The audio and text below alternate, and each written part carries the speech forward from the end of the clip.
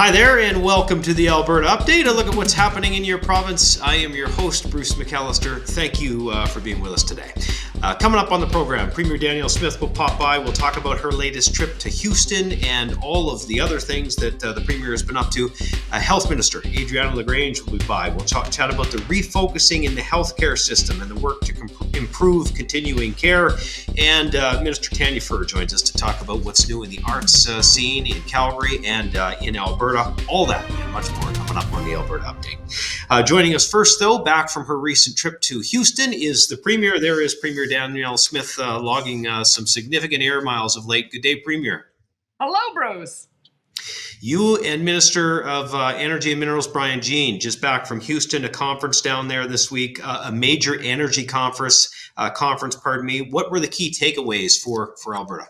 Well, there's a couple. I mean, I've been to now two international conferences, the COP28 last year and now CERAWeek. And I have to tell you, we have to be there because no one will tell Alberta's story if we're not there to tell it. So one of the things that I've noticed is that the Americans don't seem to fully appreciate just how large a resource they have just north of the border. So I'll tell you some of the stats that I gave them to make the point.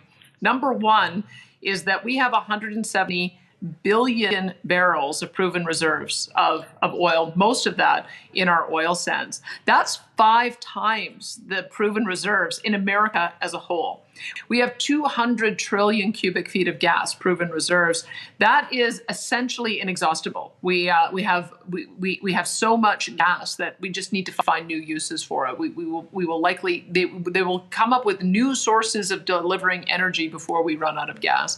We also have immense pore space, probably second only to Russia, and we are a much better friend and partner to the Americans than Russia.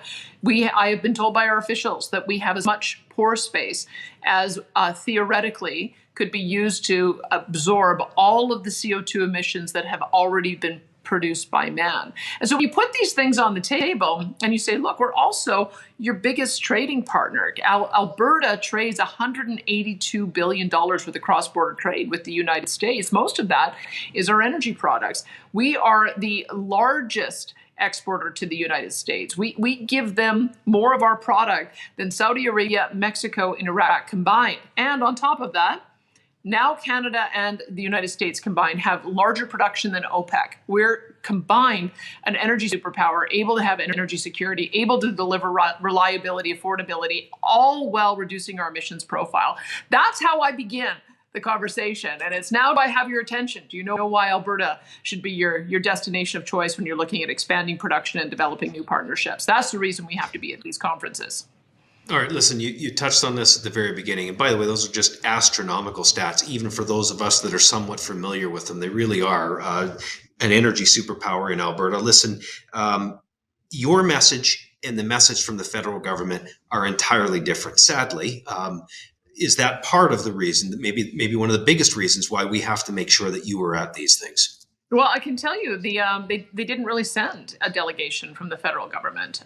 There wasn't an elected official that was there at all at CERAWeek. There was an official from Quebec, but I can tell you that the Quebec story is very different than ours. Quebec, of course, is very interested in hydroelectric power and on being able to produce green hydrogen.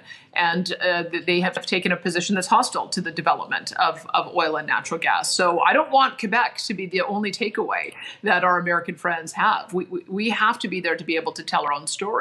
And I can tell you as well, having had the experience of going to COP28, we cannot allow Stephen Guilbeault to be the person who tells Alberta's story either, because he has an equal hostility to our energy sector. So this is, you know what, it's just a good revelation for me that and I think it should be a good revelation for Albertans that maybe in the past we had a federal government who wanted to champion what it is that we did in this province, but we don't now. And because we don't just give up. We step forward and say we have the right to develop this resource. We're the owner of the resource. We're a partner. We already have the ties. We already have the network. Let's just make sure that we have a greater partnership together, and that will be the message that I continue to take out on the international stage.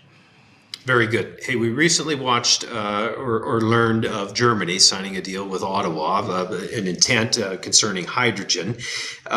What kind of impact will that have on Alberta, if any? You know what? Good for Newfoundland and Labrador. I read about that deal, and if it comes to fruition, it's enormous for them. I think it's something like $200 billion worth of potential GDP growth, and maybe as much as $11 billion to that province as well. So I can celebrate the successes of other regions. We just have perhaps a different approach that we're going to take. If that's the kind of energy that Germany wants, then let's let our Eastern partners resolve that. But I can tell you that we have a different market. We know that South Korea and Japan have a lot of coal, and they're working on how they might be able to add ammonia to the stream of production for coal-fired electricity to reduce the emissions profile. And that makes sense for us because we're closer to the Asian market.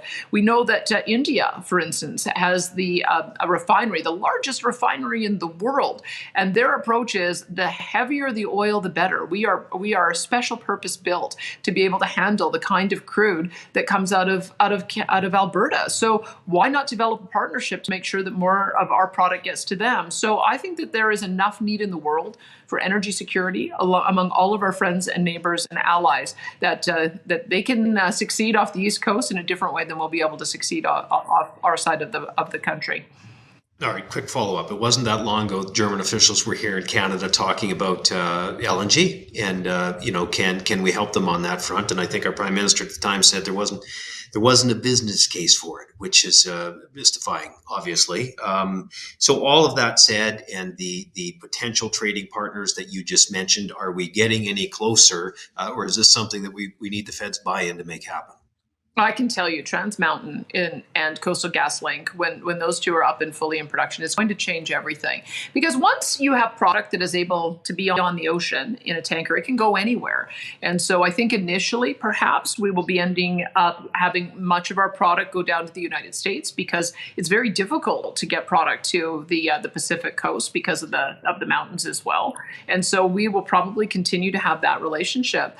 But I read while I was away at CERAWeek that China has inked a deal for, I think, the first 500,000 barrels coming out of Trans Mountain. And so it's going to change a lot for us to be able to have that access. And I don't want to prejudge who all of our partners are going to be. The world is thirsty for energy. The world also understands that this transition is going to take a little longer than some of the ideologues have tried to make us believe.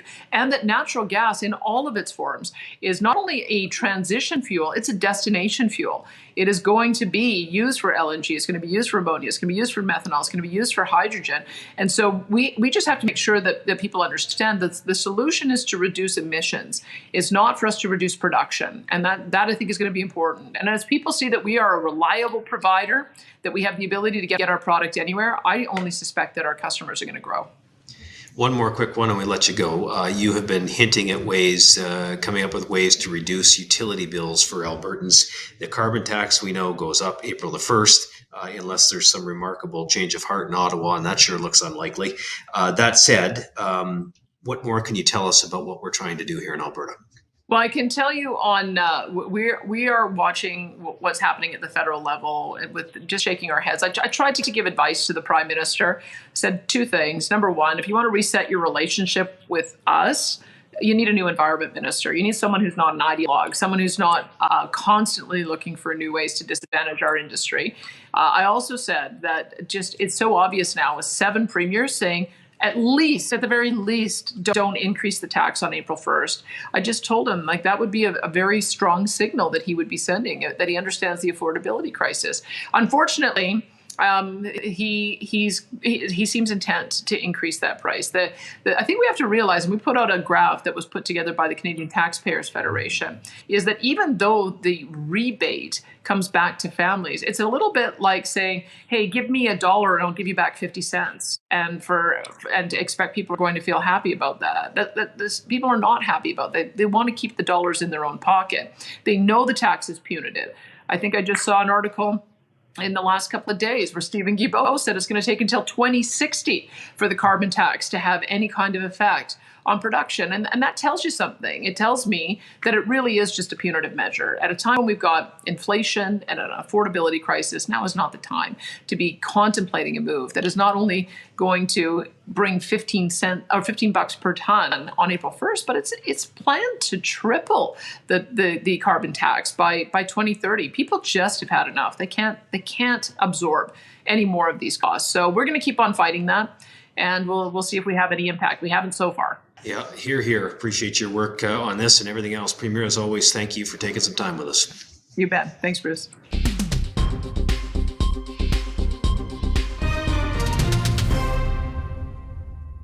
The government of Alberta is investing in a refocused healthcare system. Budget 2024 earmarks over $26 billion to support the healthcare needs of Albertans and their families. Joining us to talk more about this today is our healthcare minister, Adriana LaGrange. Good day, Minister. Thanks for taking the time. Great to be here, Bruce. Let's talk about the budget a bit and the investment that it makes in Alberta's healthcare system. You have an extra $1.1 billion in the budget to work with. What's the funding going to, and how is it going to help Albertans? Well, obviously, it's going to, we have inflationary costs within the healthcare system, just like everyone else has. So it's going to go for that. As well, it will be allocated to making sure that we meet our obligations through the negotiations. But another piece is actually providing historic investment into the compensation for our physicians, and particularly family physicians. There's going to be $6.6 billion in that overall funding envelope for physician compensation in the province. That's an 8.3% increase because we've heard very much from all of Alberta that we want to make sure that we have doctors in this province, and we want to not only attract new doctors, and we have been attracting those new doctors. We've seen approximately 330 more doctors coming to the province in the last year alone. And of those, about 157 are family physicians. And so we want to make sure that we're compensating them, that they're, one of the highest paid professionals in the province, or in the country, I should say. And so that's a portion of where the funding's going. We're allocating a good chunk of money to continuing care, and of course to making sure that continuing care, primary care, acute care, and mental health and addictions all have the funding that they need to provide quality services across the province for Albertans. We really still want to target, surgical backlogs. We want to make sure we've seen an improvement. We've gone from roughly about 40% of Albertans getting their surgeries done within the clinically allocated times. We're well over 60% now, but we want to get to that 100% mark. So we want to make sure that we have those dollars allocated there, and so many more things. So I'm not sure how much further you want me to go on that, but there's more we could say. Well, that's a good indicator of how many things there are to consider in this budget, for sure, Minister. You touched on a few of the key highlights. Hey, listen, let's talk about something else. When it comes to hospitals, we know that the South Edmonton Hospital was not included in the budget, but we are seeing funding for a new standalone Stollery Hospital. What are the plans to enhance capacity in Edmonton? What can you tell us about that? Sure. So when I became the Minister of Health, I started looking and digging into the capital infrastructure plans for across the whole province. And I'm seeing that we need a thorough strategic plan for the whole province. There's certainly gaps. And one of the issues that I noticed early on is that the South Edmonton Hospital budget had ballooned to over $4.9 billion for one hospital in South Edmonton, providing 400 beds. That was the cost factor. When I started digging a little further, I have found out that when it was first announced in 2017 by the NDP government, that it was probably more politically motivated because there was no feasibility study, there was no business plan. And all the documentation that I'm seeing and reports that I'm seeing actually states that a hospital location in Edmonton is actually needed in the north. And so we've paused it so that we can look at what are the possibilities, how can we scale up and enhance spaces that in hospitals that already exist in Edmonton. Can we look at smaller urgent care centers or perhaps other ways that we can enhance capacity more quickly, because obviously a hospital of that magnitude, and actually $4.9 billion, would make it actually the largest, most expensive hospital in all of Canada. And so we need to get people in Edmonton, they need services quicker. They need the right services. They need them in the right location. And we've also put together a fund through myself and the Ministry of Infrastructure. We've put together dollars to look at how do we actually enhance spaces. So besides what currently exists, we've added additional dollars to the Jean Zwodeski Center in Norwood, $68.5 million over the next 3 years to do the second phase of that construction. We've also looked at the University of Alberta Brain Center. We're adding $57.9 million there. We just added $85 million to the Misericordia Emergency Department, which was completed in the spring. So we definitely want to make sure that we provide service and quality service to Edmontonians, but make sure that it's in the right place and that we can get it to them in a timely fashion. On the Stollery, I'm really excited about this news because it actually does help us with spaces within Edmonton. Right now, the Stollery, when I went to visit it, it's spread out over 4 different facilities, 11 different programs throughout these 4 different facilities. It's very fragmented, and what I see is that they see over 300,000 patients a year. And we also serve the Northwest Territories as well. So we're getting patients coming from all over to the Stollery. It's been fragmented. It is critically needed. I believe it's the second most busy hospital, children's hospital in all of Canada. And it is long overdue that we provide them with a standalone, purpose-built hospital. What I've heard from families and from the patients, the kids themselves, that when they go to the Stollery, while they get excellent care, they're in an adult hospital. They're exposed to things that they shouldn't be exposed to that happen in adult hospitals.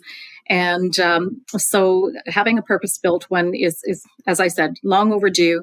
This children's hospital will actually free up approximately 200 adult beds that we can use to serve Edmontonians as well.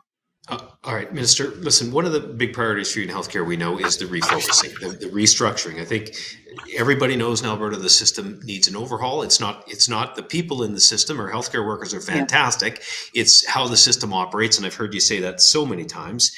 Tell us about the in-person engagements that you're holding. What kind of feedback are you getting? Where are we at in that process? Well, you're right, Bruce. We have tremendous healthcare workers. They're exceptional. They're absolutely exceptional. And that is one of the things that we've heard through our refocusing engagement sessions.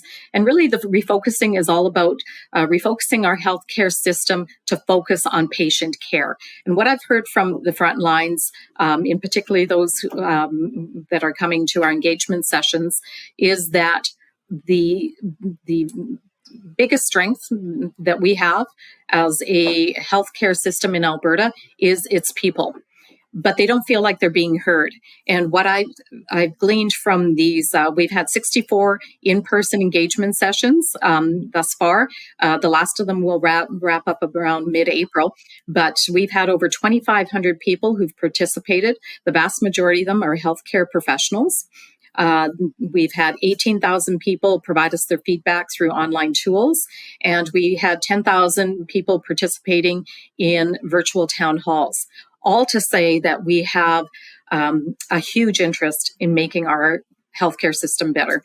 And as I said earlier, one of our greatest strengths that I've heard over and over and over again, I've attended of these 64 sessions thus far, I've attended over 25. I'm hoping to get to a few more once session is done. But what we're hearing over and over again is they want to have a voice. They have ideas. They know where some of the red tape is, where some of the backlogs are, where some of the issues are that could be fixed. They know how to improve communication. They also want to see more people on the front lines. They know that in certain areas we need more individuals actually working, whether it's healthcare aides, whether it's nurses, whether it's doctors. So we're getting that valuable input. and we're actually using it, and it's not going to be something that is just something that is not going to influence change. This is actually influencing change. We're already starting to do that. Yep, it's good to see so many people taking the time to provide that feedback. Hey, we've heard recently about concerns over our alternative level of care patients who are in hospital despite being medically stable and awaiting discharge. What's happening there? How are you addressing that issue? Okay, and it's as you dig into things, you find things, and so this started in a very real way for me. I always knew that there were alternative level of care patients. Some people call them bed blockers because these are individuals who have received their treatment of their course of treatment and are ready to be discharged from hospital, but for a number of reasons are not able to find a location to go to. The vast majority do. Find a location. But what happened just before Christmas, I was able to attend the emergency room with Dr. Paul Parks, who's the president of the Alberta Medical Association. And I was approached by a hospitalist there who said, you need to do something with these 27 patients. And she went on to say that some of them are still in hospital, even though they've received all their treatment, they're ready to go, because they have not had their taxes done. They've not had, some of them have to qualify for other financial benefits that they cannot get until there's a lot more work that is done on our side of things. So what that triggered for me is that we need to get the right people around the table to solve those issues. Because if you need your taxes done, if you need some support to get some financial benefits, or you need other, maybe mental health and addiction supports, et cetera, we need to get the right people around the table. So between myself, Minister Nixon, the Minister of Seniors, Community and Social Services, Minister William, with mental health and addiction, and Alberta Health Services and Alberta Health, we put together a task force. But as we dug further, we realized what we had originally thought was roughly about 506 ALC patients in hospital. We actually have closer to 1,500 patients, some who are staying 50 days, 200 days. One patient we found 390 some odd days in hospital, well beyond the time that they needed to recuperate and be back into it. So what we're looking at is how do we get those ALC patients to the right level of care in a timely fashion. We want to make sure that they are going to where they need to go. And so there's going to be some short-term goals, but we also have medium and long-term goals because we don't have enough spaces. Some of them do, they're complex patients, and some of them do need more respite, et cetera. So we're looking at all of that, and just suffice this to say, it's a lot of work, but we're on it because this is so important to make sure that patients get the right care, and also improves the flow within the hospital, because we know that has to happen, seamlessly, so that emergency rooms don't get backed up, et cetera. You bet, Minister. You've got a lot on your plate, and that is the understatement of the day. Listen, thank you for taking the time. We always appreciate you checking in with us. Oh, well, my pleasure. Can I give you just a hot off the press news that Sure. you may want to share with everyone? I just want to welcome Chelsea Petrovic. Chelsea Petrovic is the MLA for Livingston-Macleod, and she is going to be, as of today, our new parliamentary secretary for health workforce engagement. So she is a frontline, she was is a nurse, right? Nurse, an LPN nurse, 13 years experience, and I want her to engage with those front lines. So there is an absolute easy conduit from healthcare professionals directly to her, to me. So listen, hot off the press. I wasn't sure that was official yet. Now we know that it is. It is official. That's really, really good news. More help for you and for all of us. Minister, again, thank you for your time, and we appreciate you. My pleasure, Bruce. Thanks so much. Take care. There's the Health Minister, Adriana LaGrange, joining us. Well, in case you missed it, and I'm sure you didn't, a majority of Canadian premiers are opposed to the carbon tax, And they're asking Justin Trudeau and the federal government to stop that carbon tax. Of course, the hike is planned for April the 1st. The carbon tax set to rise 23%. That's actually from $65 to $80 per ton. That is coming your way April the 1st. This will, of course, directly impact the cost to heat your home, to fuel your vehicle. It'll have an indirect impact on the cost of everything you buy, certainly including groceries. Premier Danielle Smith continues to call on the federal government to scrap the carbon tax and give families facing financial challenges a break. Justin Trudeau walked out of his press conference or his meeting with you today and told the media that he has full confidence in his environment minister, and he rejected your calls to fire him. He then blamed you and the other premiers for being the caustic or problematic ones in the relationship with Guilbeault. How do you respond to that? Well, it's, admirable that he's defending that member of his team. The reality is somewhat different. We've got an environment minister who's lost in court on the Impact Assessment Act, and rather than accept that, seems to be trying to find a workaround on it. Lost on plastics, rather than accept that, is appealing it. We went to COP, didn't tell any of the delegations there what he was going to announce there, dropped a bomb on us on an emissions cap for oil and gas, emissions cap for methane, basically announced that he doesn't want to build any more roads anymore, which he had to walk back. So I would say that the evidence demonstrates that there's an environment minister who has been given a pretty free rein to trample the Constitution and interfere with national unity and also interfere with investment. And so I would say that we are responding to the fact that we have an environment minister that is not following the rules. And I'm going to keep pushing back against that. I will work with the ministers that I can and hopefully find a workaround. But it would be a lot more constructive, a relationship, if we actually had somebody who was pragmatic on the other side of the table. Alberta's Minister of Arts, Culture and the Status of Women, Tanya is going to join us now to talk a little bit about the government's commitment to arts in Alberta and perhaps hint at an upcoming announcement. We'll see if we can get any news out of her. Good day, Minister. How are you today? I'm great, Bruce. Thanks for having me.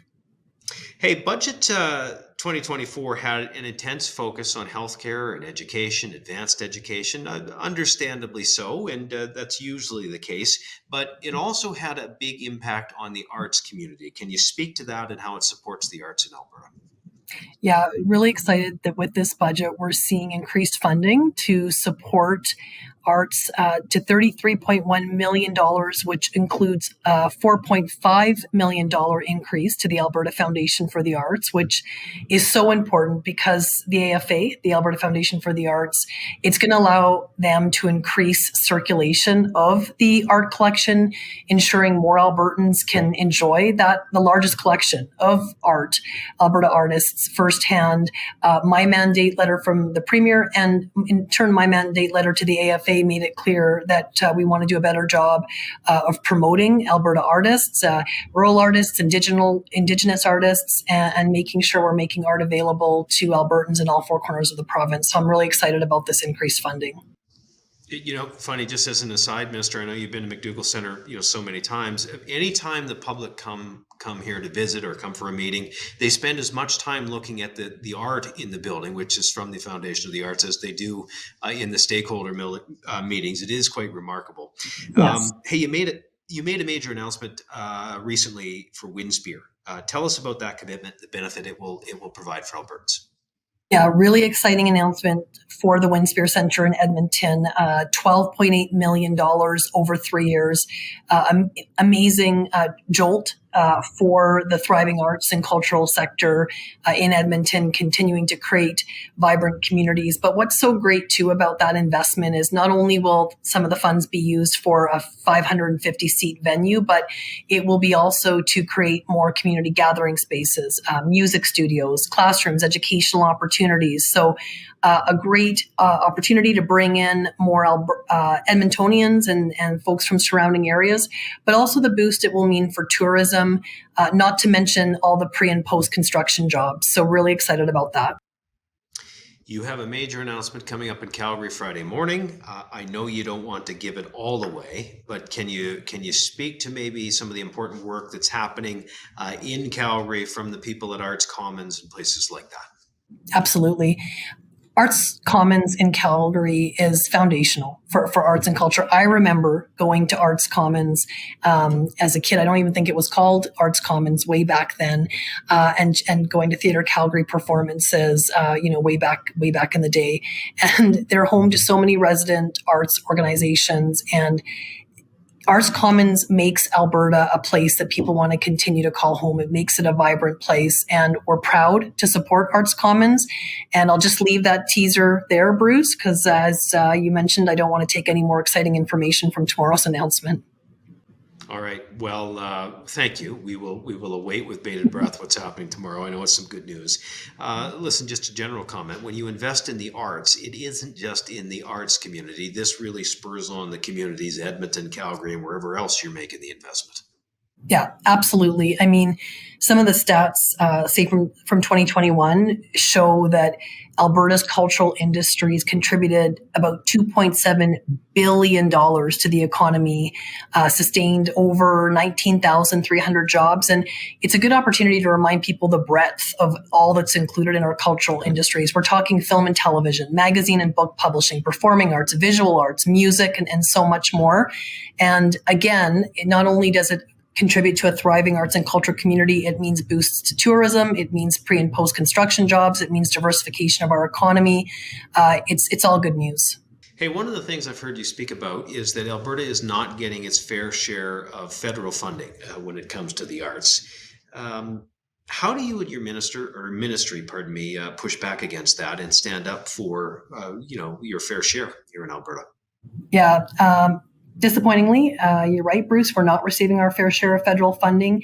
To give you an example, in 2021-2022, Alberta received 6% of funding from the Canadian Council for the Arts while holding 9% of the nation's artists. So that would mean that we'd need to see a 30% increase in CSA funding to align with the proportion of artists in Alberta. So I know that's why our government and me will continue to seek a fair deal for the arts in federal funding from Ottawa. I've reached out already to my federal counterpart in Ottawa, and I will continue to do so. I'm looking forward to an upcoming FPT, Federal Provincial Territorial meeting in May on the culture file, where I can also speak to my federal counterpart face-to-face and continue to seek fair funding for our great province. Well, you've got that challenge in common with many of your cohorts and ministries here in other minister portfolios. Listen, we always appreciate your time. Minister of Arts, Culture and the Status of Women, Tanya Furr, thank you. Thanks, Bruce. Well, Budget 2024 is investing in new opportunities for Alberta's youth to explore careers and studies in science, technology, in engineering, and in math programs. An investment of $55 million will create at least 2,000 new seats for post-secondary students at the University of Calgary with a new multidisciplinary hub. Advanced Education Minister Rajan Sawhney, very proud of this announcement. Here she is now with more. I have the honor today to officially announce that Budget 2024 will invest $55 million over the next 3 years to build a new multidisciplinary science hub. Yes. The new building will serve as a primary research, collaboration, and multidisciplinary center for the Faculty of Science, the university's second largest faculty.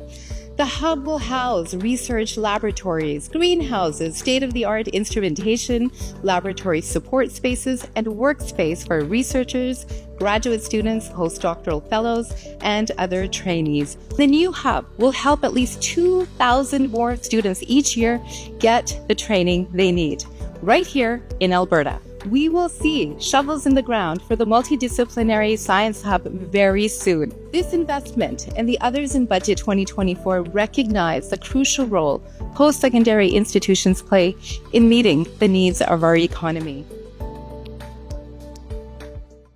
The Alberta government is asking for Albertans to weigh in on a new draft social studies curriculum. This is the second public engagement where Albertans can read through the new draft K-6 curriculum and provide their feedback. Minister Demetrius Nicolaitis says he welcomes your feedback. Good morning, everyone. It's a real pleasure for me to be here at Belgravia School. Thank you to all the teachers and staff that are involved here that give these kids such a remarkable experience. I'm exceptionally pleased to be able to present Albertans today with a new draft social studies curriculum. As Minister of Education, I believe social studies should empower students to develop important life skills, such as problem solving, critical thinking, and foster their ability to articulate ideas and understand complex historical events and contemporary issues. The new 2024 draft K-6 social studies curriculum outlines what students are expected to know, understand, and what they should be able to do at the end of each grade level. We appreciate the province's attention to feedback towards developing the new social studies curriculum. Having the full kindergarten to grade 12 scope and sequence gives us an understanding of how concepts and knowledge build off one another year over year. This new draft curriculum demonstrates responsiveness to earlier feedback, and we're pleased that some of the concerns and suggestions of teachers and curriculum experts have been addressed in the new draft. I'm proud to share that beginning today until March 29th, Albertans can provide feedback on key learnings with the new draft K-12 social studies curriculum through a feedback form on alberta.ca. By taking these steps, I am confident that we are developing a social studies curriculum that meets the learning needs of all students and positions them for success. Alberta will welcome 6 national and international competitions in the coming weeks, featuring more than 30,000 athletes from 35 different countries. Hosting these events will create opportunities for Alberta athletes to experience the excitement of competition while serving as an inspiration to the next generation of athletes. Over the past year, Alberta's government has provided $2.5 million in funding through the Major Sport Event Grant Program to support these types of events throughout the province. Minister of Tourism and Sport, Joseph Scow, says not only is this an investment in our youth, it is an investment that boosts local economies. Since the new year, 2024, we've announced 12 major national, international sporting events. And we expect the economic benefits to be well over $100 million. And that's $100 million going into hotels, local restaurants, local shops, local economies. And these events, as I've just mentioned, are spread over the entire province. It's really great to see these events coming here and the rest of Alberta, rural Alberta, and the major cities getting to host them and see the economic benefits, because we have such amazing host cities. And when these events are hosted there, the local communities really roll out the red carpet. Alberta continues to make a huge impact on the world stage with video and with film production. This time around, it isn't a blockbuster movie or an independent film that we want to tell you about. Instead, it is a pair of videos from Travel Alberta promoting tourism in Alberta. These videos highlight Alberta's exhilarating story of endless adventures, of deep Indigenous roots and dynamic landscapes. They have been recognized 4 awards, in fact, at the Japan World's Tourism Film Festival. The video, To Be Albertan, also won a silver at the Corporate Media and TV Awards. And we want to leave this program today with you, the winning submission from Travel Alberta. Thank you for joining us for this edition of the Alberta Update. Enjoy the video, and we will see you again next week. What is it to be Albertan? For a moment, or a week, or a lifetime? Well, that's like asking, what is it to be free? To be Chinook winds in flight over mountain peaks, or northern lights dancing till new morning dawn. To be glacial waters gracefully raging, or unbridled horses charging. To be perfect for a brief moment.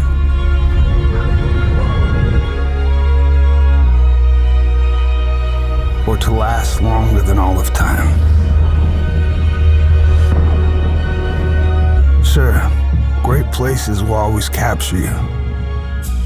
But Alberta, she'll set you free.